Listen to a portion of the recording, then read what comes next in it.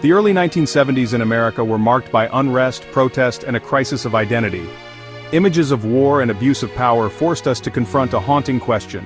Are people inherently good or evil, or does the environment shape us? Traditionally, we blamed bad apples, but some psychologists, myself included, wondered, what if it's the barrel, the system, that spoils the apples? I wanted to test if ordinary people, placed in a toxic environment, could be transformed by the power of the situation. This led to the Stanford Prison Experiment, a study to see if simply assigning the roles of guard and prisoner could unleash the darker sides of human nature. Could the situation itself overpower morality, turning good people into perpetrators or victims? To test this, we built a simulated prison in the Stanford Psychology Building's basement. We stripped away all traces of the outside world, no windows, no clocks, just cells, bars, and a closet for solitary confinement.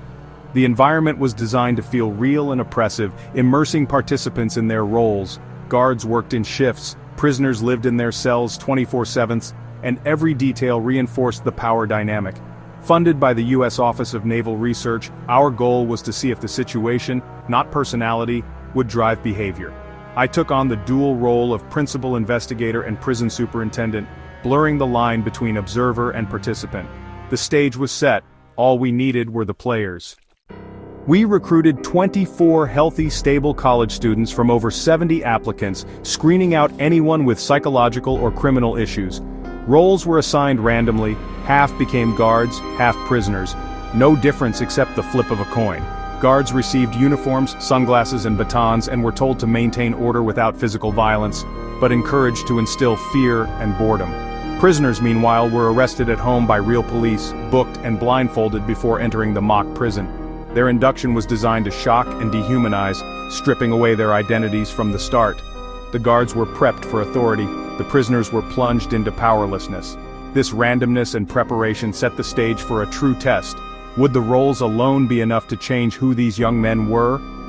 The experiment began with everyone believing it was just a study. But the line between role play and reality was about to blur.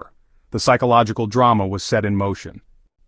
The transformation was immediate. Prisoners arrived disoriented, stripped, deloused, and assigned numbers instead of names, every detail designed to erase their individuality. Guards quickly asserted authority, waking prisoners for counts, forcing them to recite numbers, and inventing punishments like push-ups. On day 2, the prisoners rebelled, barricading themselves in their cells. The guards responded with force, fire extinguishers, stripping prisoners, solitary confinement. After crushing the rebellion, guards used psychological tactics, rewards for obedience, punishments for defiance, sowing distrust among prisoners. In less than 2 days, the roles had become reality. Guards inventing new ways to control, prisoners losing hope and unity. The basement had become a real prison, and suffering was no longer simulated. By day 3, the guards' cruelty escalated.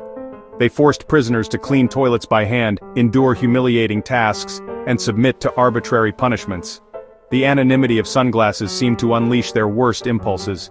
Prisoners broke down emotionally. One had to be released after just 36 hours. Others soon followed, showing signs of extreme stress and helplessness. The line between acting and reality vanished. Prisoners internalized their roles, guards lost empathy. Even I, as superintendent, became blind to the suffering, prioritizing the experiment over the participants' well-being. The system we created took on a life of its own, running on dark momentum. We were no longer observing evil, we were living it. The Lucifer effect was unfolding before our eyes. The experiment, planned for 2 weeks, spiraled out of control within days. The turning point came when Christina Maslach, a visiting researcher, saw the abuse and was horrified. She confronted me, forcing me to see the suffering I'd ignored. Her outrage broke through my role as superintendent, making me realize the moral cost of the study. Reviewing footage, I saw not data but real pain and cruelty. On day 6, I ended the experiment. The prisoners were relieved. Some guards were disappointed to lose their power. Christina's intervention was a vital reminder. Science must never come at the expense of human dignity. She was the true hero, restoring our sense of humanity. Afterward, we held debriefings to help participants process what had happened. Guards were shocked by their own actions. Prisoners spoke of lost identity and powerlessness. The experiment drew heavy criticism for ethical failures and lack of informed consent. These failures led to stricter ethical guidelines and oversight in psychological research. The Stanford Prison Experiment became a cautionary tale, a permanent fixture in textbooks. Its lessons extend beyond academia. When images of abuse at Abu Ghraib surfaced decades later, the parallels were chilling. I testified before Congress, it's not just bad apples but bad barrels, systems that corrupt. The Lucifer effect shows how easily good people can cross the line into evil under powerful situational forces. This is not an excuse but a warning. We must guard against the abuse of power in all institutions. The experiment forces us to confront our capacity for cruelty and our responsibility to build systems that foster compassion and justice.